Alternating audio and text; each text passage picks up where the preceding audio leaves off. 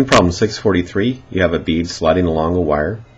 It's released from rest at point A, and it reaches a velocity of 20 centimeters per second at point B.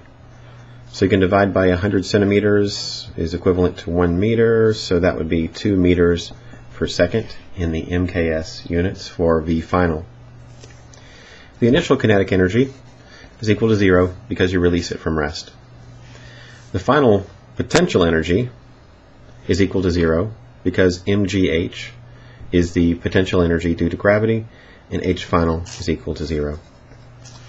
So that means potential energy final is equal to 0. The work done on an object in this equation is the work done by all forces except gravity. In the problem they state that you are to neglect the effects of friction along the wire, and since gravity is the only force acting on this, at least in the direction of motion, there is a force that is perpendicular to this along the way, but it's perpendicular at every position. So the force from the bead is this direction, and the displacement is always that direction.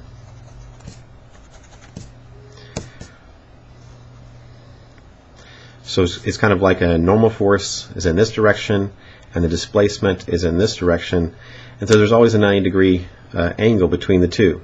That means that the work done by the wire on the bead at every single point along the way is equal to 0 because the cosine of 90 degrees is equal to 0. So that means that the work is equal to 0. The normal force